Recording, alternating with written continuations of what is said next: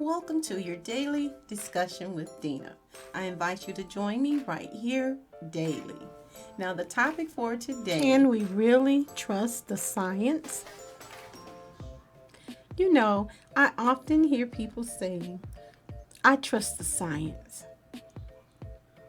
And my response is, as usual, and it has always been, and that is, science is really not the problem. It is the scientists and the actions from the knowledge attained from science and how that data is utilized. In conclusion, science can be tainted, and that is what hinders people's trust in science itself. Now, whenever I'm given information, I've learned to question from whom it was attained and why. In other words, what was the hypothesis to begin with? Using this in many areas of life in general can be beneficial. I do not expect an oak to produce a pine. So if I am presented with this unnatural occurrence, quite naturally the interrogative thing or thinking process should begin in the brain, and the next words that come out of your mouth or your mind would naturally be words that start with a W, the 5 W's. Who, what, when, where, and why. And if it does not occur, these words or questions in your mind, then something has got you a little bit discombobulated. And I would have to conclude that that is unnatural. But that seems to be something that is common today. Something or someone has caused you to abandon your ability to critically think and analyze what is given. And usually it is often a result of some propaganda, sometimes it's fear, or some societal mental programming to a certain degree. Some people are just rebellious. But propaganda is indeed a mighty, mighty weapon. Now, we allow others whom we deem more intelligent, or those that have big titles, or say that they are more educated than ourselves, to do the thinking for us.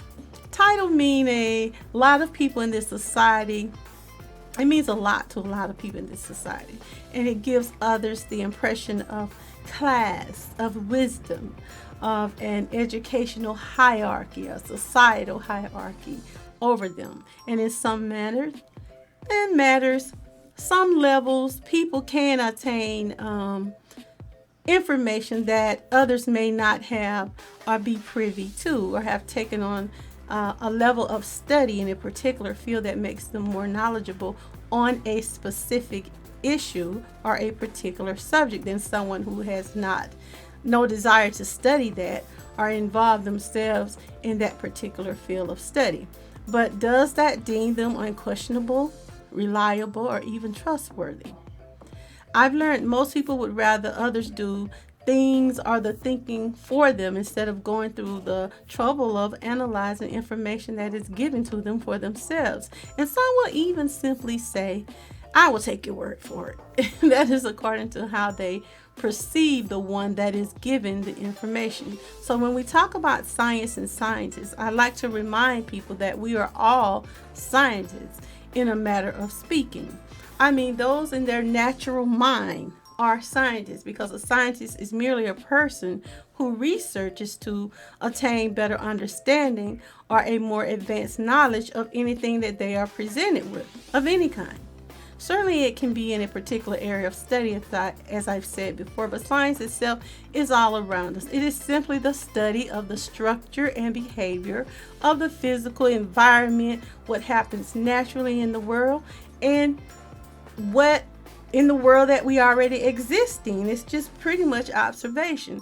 And we are capable of doing this through simple observation, experimentation, and of course questioning or using the what if, or testing any theory that you may have against actual and positive evidence. You can form a hypothesis. Now, science is valuable because it what comes from observing your findings, the results or conclusions can be helpful. It can be useful to human beings if it is applied in such a way. The information that you've gotten can be very helpful and it can improve the quality of our life. Like in the case of treating illness, disease, or even in the case of developing things that are safer, energy efficient, that does not use the resources of the earth and reduces things that may be harmful to us. This is what science can allow us to do, improve the way we live our lives. But we often overlook how information that comes from science can also be malevolent and can be used for malevolent reasons, or how a scientist can skew data or even misinterpret it due to their own internalized beliefs. Because scientists have their own ideologies, and sometimes it can taint their perspective.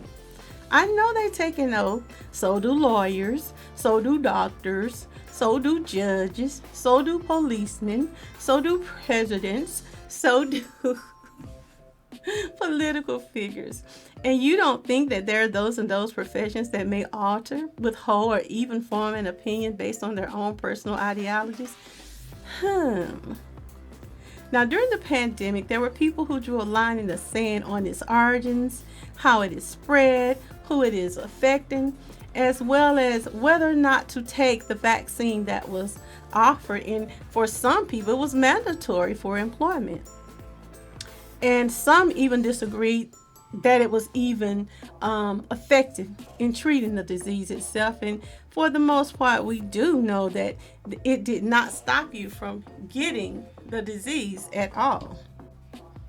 We should continue our questioning science, for it is ever evolving. And although the world has been in existence for a long time, and there is nothing new under the sun, there is still so much we do not know and have yet to discover in it, on it, or about it. So science, we can question it, and that is okay.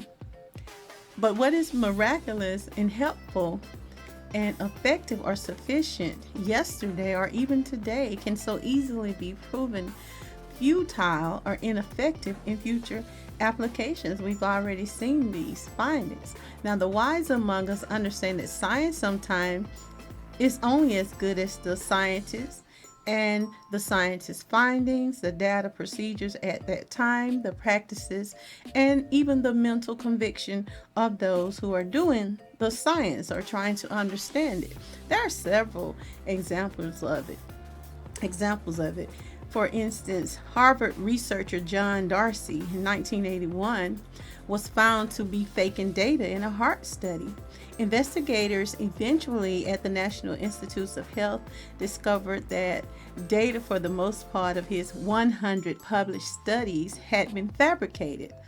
Or even in the case of cardiac radiologist specialist Robert Slutsky, who in 1985 resigned from the University of California at San Diego School of Medicine after his colleagues began to wonder how he turned out a new research article every 10 days.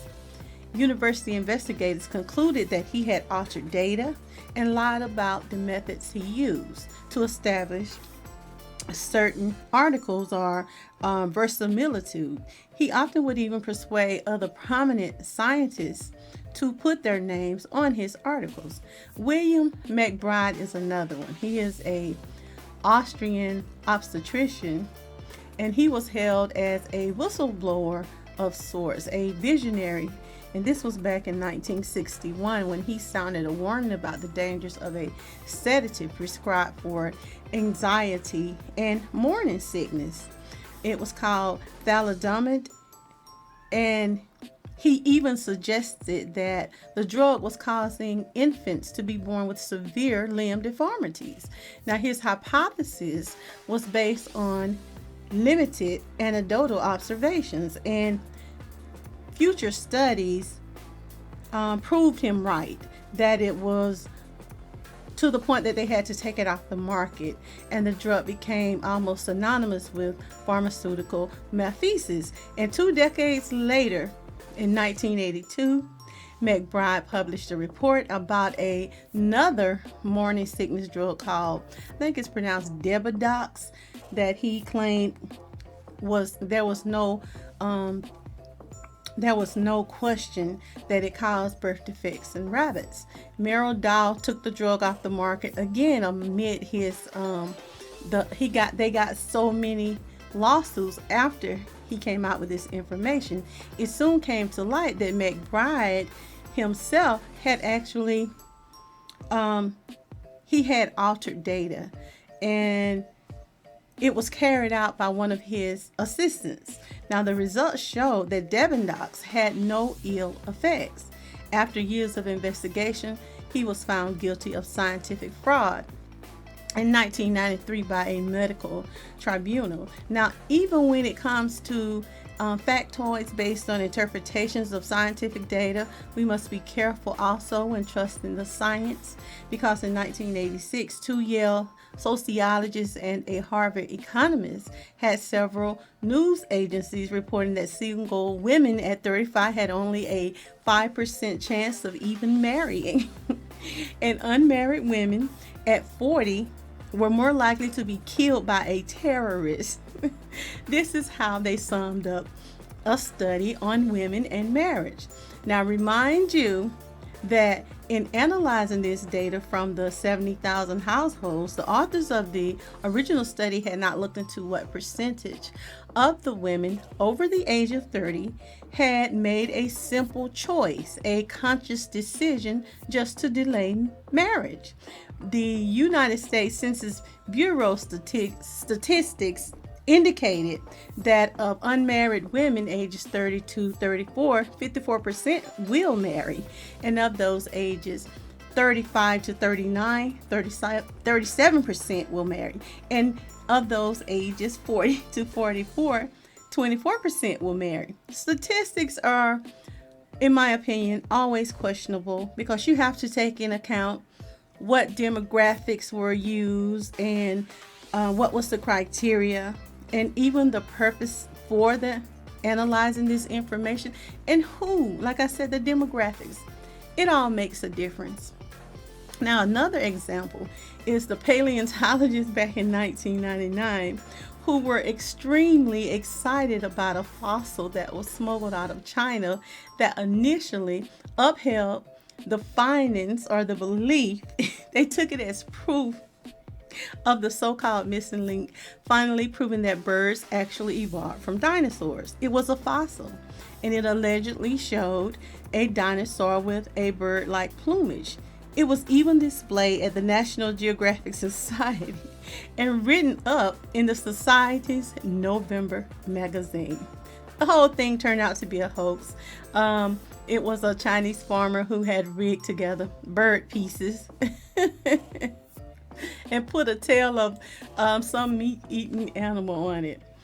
In 1996, scientists at NASA declared that a 6.3-ounce rock actually broke off from a Mars meteorite and was discovered in Antarctica, and that it contained flecks of chemical compounds that suggested the existence of bacteria on the red planet 3.6 billion years ago. On August 7, 1996, they said it could go down as one of the most important dates in human history. This is what one newspaper report said. But within 2 years, that theory was also cracked. Even mistakes that were made decades ago can often take a while to feel the effect. For instance, the killer bees that scientists were talking about. In the 1950s, Brazilian geneticists crossbred mild-mannered European honeybees with the more aggressive African bees. And the reasoning was that the Africanized bees would be better suited than their European counterparts to the warmer South American climates. Unfortunately, before the aggression could be bred out of the crossbred bees, some got away, and immediately they headed north. And Africanized honeybees were discovered in Texas in 1990. And since that time, they've spread to New Mexico, California, Arizona, and in 1999, they were even discovered to be in Nevada. Another example of amazing or astonishing science discoveries that have had to be re examined or revised is in the case of antibiotics. Antibiotics have been one of the vast achievements of medicine since the discovery of penicillin in 1928. It seemed there were few bacteria out here that antibiotics could not destroy, hands down. It was outstanding in fighting bacterial diseases like tuberculosis, dysentery, even STDs like gonorrhea. As a result, it is believed to be responsible for even increasing the life expectancy in the United States from 47 to 76 as of today. Unfortunately, there was some overuse of these antibiotics to the point that in many cases they were just given for simple things. Even when they were actually warranted, like for the common cold, the bacteria would not be killed off. And they had to research to find out why. The reason being it would have mutated. And you ask why? Because the patients were not sufficiently warned or informed of the dangers of not taking the full course of the prescribed drugs. Most only took them until their symptoms disappeared. If they felt the infection was abated, they just wouldn't take the rest of the pills and they wouldn't follow the prescriptions. As a result, today there are actually categories of antibiotics that no longer even work. They simply are not effective. And there are some potentially deadly bacterial diseases like tuberculosis today that can only be beaten by one or two of the strongest, most expensive of those antibiotics in the arsenal today. So there are just a few of the examples of why we should read, listen, and explore as much as we can, and that means to question science. It only makes us better and causes us to be more knowledgeable about what it is we think we already know. I don't mean question in a sense of just being ignorant, belligerent, or to argue with someone. I mean, check out the data, read it. Does it make sense to you? Is there more to explore, to understand, or perhaps there may even be something that new eyes can present that others may have simply overlooked. That person may be that one person that brings the solution. So often people who are busy trying to learn or work, sometimes you get tunnel vision. So it is okay to question the science. We never know what that person may discover. What do you think about this conversation and the information that he shared? Subscribe and leave your comment on this topic.